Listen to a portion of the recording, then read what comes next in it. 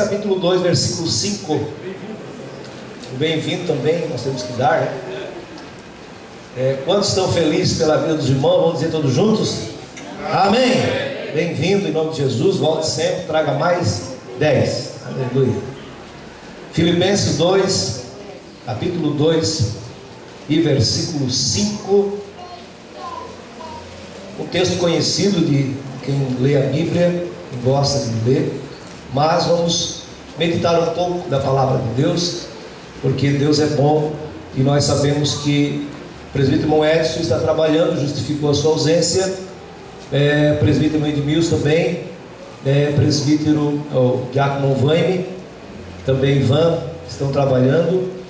Algumas pessoas estão trabalhando no comércio, outras pessoas estão trabalhando em empresas, e por esse motivo nós temos uma queda, não tanta, nós temos bastante gente, nossos obreiros aqui estão, mas alguns estão trabalhando e precisam trabalhar, né? Não tem como nós não trabalharmos. E outros precisam sair, e sempre no final de ano começa aquela correria.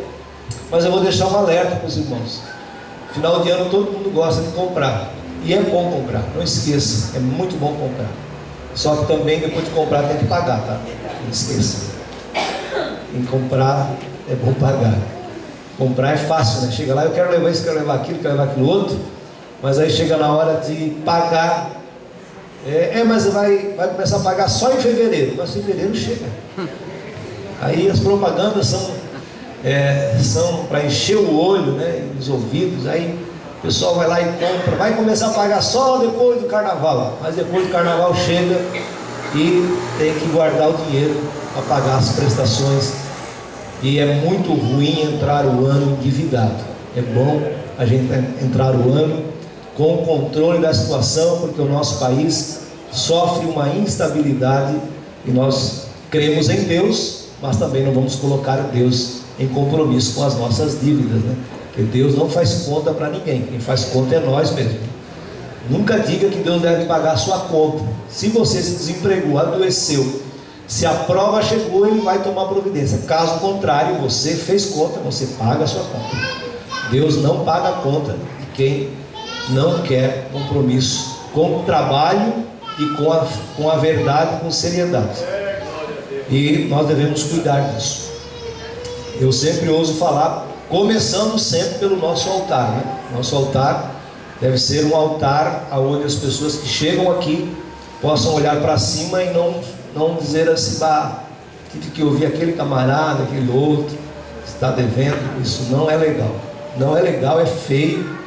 Se você tem, todos nós devemos. Eu tenho conta a pagar todo mês, só que não podemos ficar devendo e esquecer das nossas compromissos. Capítulo 2, versículo 5 diz assim: tendo em vós o mesmo sentimento que houve também em Cristo Jesus, pois ele, subsistindo em forma de Deus, não julgou com usurpação o ser igual a Deus, antes a si mesmo se esvaziou, assumiu a forma de servo, tornando-se semelhança de homens, e conhecido em figura humana, a si mesmo se humilhou, tornando-se obediente até a morte, e morte de cruz. Olha o segredo para todo cristão ser abençoado: é ser obediente. O irmão José falou de obediência, Maurício falou de obediência, o irmão Dorizete falou de transformação. E a obediência é um segredo para que um cristão venha a ser bem sucedido. O cristão pode ser cheio do Espírito Santo, pode ser cheio da graça, pode plantar bananeira, pode correr, pode profetizar, mas se ele for desobediente, cai tudo por terra. Porque o apóstolo Paulo, ele fala que Cristo nos dá exemplo de obediência. Se você olhar na Bíblia, você vai encontrar algumas passagens bíblicas que falam sobre obediência. Em primeiro lugar, a obediência é um efeito de obedecer, estar sujeito a alguém ou a uma força que influencie você. No nosso caso, nós somos obedientes a Deus, influenciados pelo Espírito Santo, que nos capacita a ter os ouvidos afinados para obedecer a Deus. Porque nenhum ser humano, porque todos que aqui estão, cada um tem o seu temperamento, cada um tem o seu gênero, e nem tudo que eu disser aqui vocês vão concordar.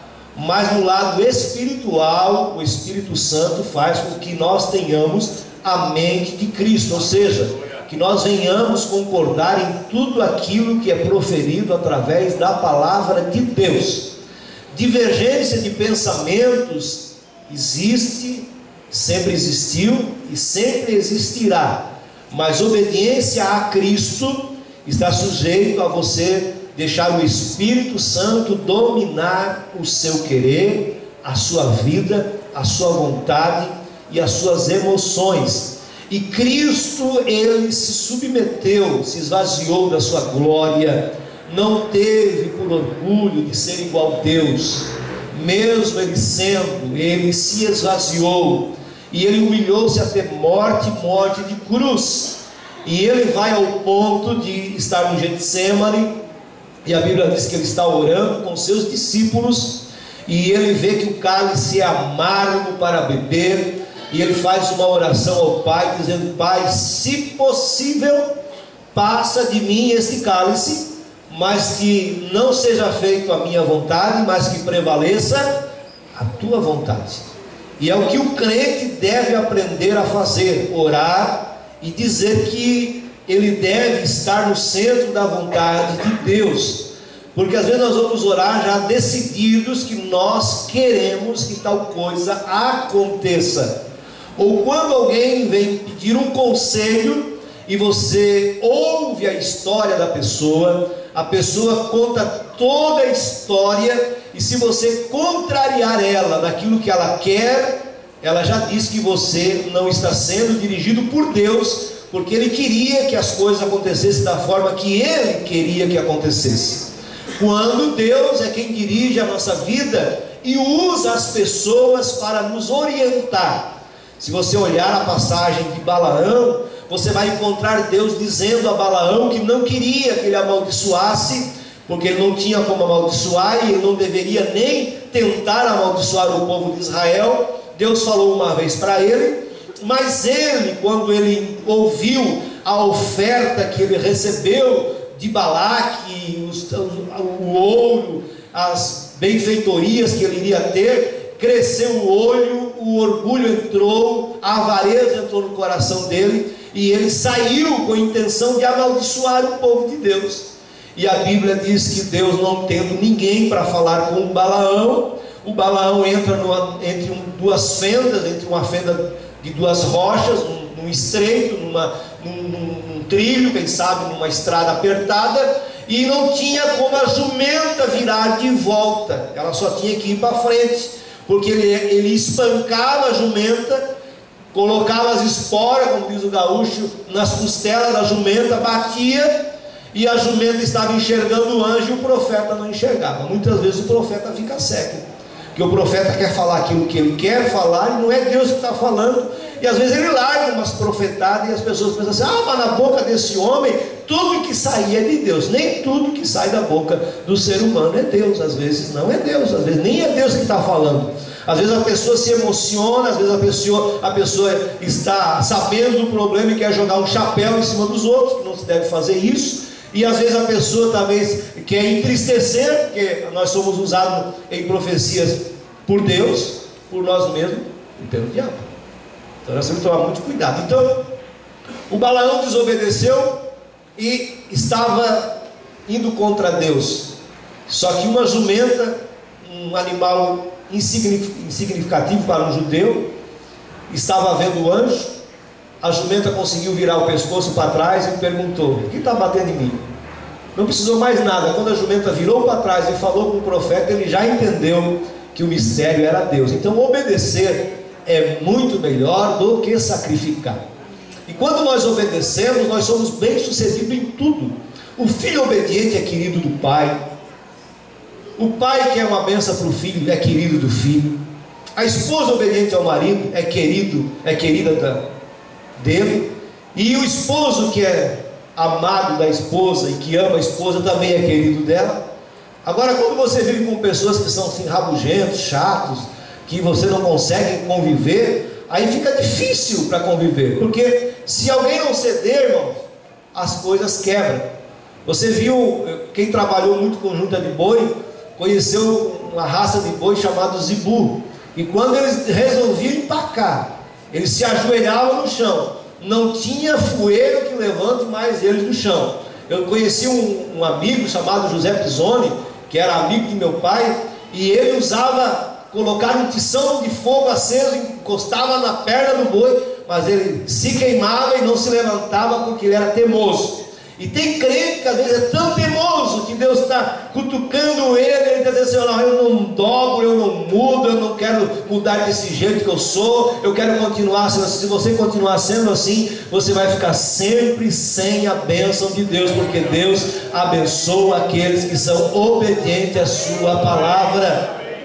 Pastor, onde é que nós temos prova disso? Nós temos muitas provas bíblicas de que Deus abençoa quem obedece, porque o hábito de obedecer é submeter à vontade de uma pessoa, e no nosso caso, nós não estamos submissos. É bem verdade que nós obedecemos às autoridades constituídas do nosso estado, do nosso município, do nosso bairro, mas nós somos submissos a um Deus que criou todas as coisas e que, além de nos criar, providenciou para nós a salvação através da morte de seu Filho Jesus Cristo na cruz do Calvário. E isso já é 1000 motivos para eu viver dando glória a Deus, porque Deus rasgou a condenação que estava imposta sobre a minha vida para o dia do juízo. Hoje eu sou livre disso. Por que eu sou livre? Porque Cristo se sujeitou, obedeceu e foi até a morte para perdoar os meus pecados. A salvação, a graça é um favor imerecido que eu não estava para receber esse favor, mas através da morte vicária de Cristo eu recebi. Então obedecer é algo bom, e Deus ama quem obedece. Por isso que Deus tem prazer naqueles que obedecem a sua palavra. Se você olhar na Bíblia, você vai encontrar passagens bíblicas como quando Josafá está em guerra, e a Bíblia diz que o exército estava sem água, e ele precisava de água para os soldados, ele precisava de água para os animais, ele precisava de água para sobreviver. E a Bíblia diz que ali no deserto não tinha água, mas Deus levanta um profeta e diz para eles que eles deveriam fazer covas no meio do deserto. Agora Deus vem e diz algo que eu e você nunca iríamos acreditar. Se alguém chegasse aqui num período de seca, quem sabe um ano de seca, e alguém chegasse aqui na igreja e profetizasse da seguinte forma: vocês façam poços na casa de vocês, porque vocês não vão ver chuva e não vão sentir vento, mas todavia vai te encher os poços que vocês cavarem de água. Vocês iam acreditar? Como? Se nós mandássemos colocar uma caixa d'água na rua, que amanhã vai encher de água e não vai ter chuva, esse profeta está pirado. Mas eles obedeceram e acreditaram, porque quando Deus fala, a Bíblia diz que Deus não é homem para que minta, e nem filho do homem para que se arrependa. Quando Ele fala, quando Deus fala, Ele cumpre. Agora, quando é o fulano que falou, quando é o líder que falou, e não foi Deus que falou, a pessoa corre o risco de desanimar na fé, perder a esperança em Deus. Ah, mas foi o fulano que falou. Não, mas tem que saber se foi Deus. Por isso que a Bíblia diz que nós devemos examinar as profecias, ver se é verdadeiramente de Deus, se foi Deus que falou ou se não foi Deus que falou. Então o Senhor está dizendo que Deus não fala através da boca do homem. Deus fala, e quando Deus fala, o homem fica vivo, e Deus continua falando no nosso meio. Só que nós não devemos basear a nossa vida através de vida de seres humanos, porque a nossa vida está alicerçada na palavra de Deus, em obedecer a Deus em todas as suas ordenanças. E qual é o que Deus pede para nós? Obedecer. E o Josafá obedeceu o que o profeta Eliseu disse. Ele mandou que fizesse pequenas cisternas, E a Bíblia diz que quando eles cavaram as cisternas, no outro dia, teve gente que cavou com fé, teve gente que fez buracos grandes, fizeram locais grandes para armazenar bastante águas. Outros não tiveram tanta fé e fizeram covas pequenas. Só que no outro dia eles não sentiram chuva à noite, não viram vento, não viram chuva, não viram água cair do céu, mas de manhã cedo as cisternas estavam cheias de água, porque para Deus não tem diferença a água descer de cima para baixo ou subir de baixo para cima. Ele tanto manda água de cima para baixo quanto manda água de baixo para cima. Ou você não crê num Deus que pode fazer isso? Eu creio. O nosso Deus, Ele continua sendo um Deus que faz quando nós obedecemos. Se você vê quando o profeta, ou quando o profeta Elias manda fazer aqueles altares, cavar aquele vale ao redor do altar, jogar água, estava uma escassez de água, e ele diz assim: vocês jogam água, molham bastante o holocausto, porque o Deus que eu vou orar vai responder com fogo. E eles derramaram água sobre o altar, sobre a lenha, para não ficar dúvida. Depois derramaram água sobre uma vala que fizeram ao redor do altar, para que alguém não dissesse assim: olha, vai vir fogo de lá e vai passar e vai atingir o holocausto. O Elias tirou toda a dúvida dos que estavam vendo. E quando eles fizeram tudo que Elias pediu, derramaram água sobre o altar, derramaram água sobre aquela vala, o Elias orou, e Deus mandou fogo do céu, consumiu o holocausto que estava em cima do altar, consumiu o altar e lambeu a água que estava dentro da vala, para mostrar que Deus, quando Ele quer operar, ninguém pode impedir.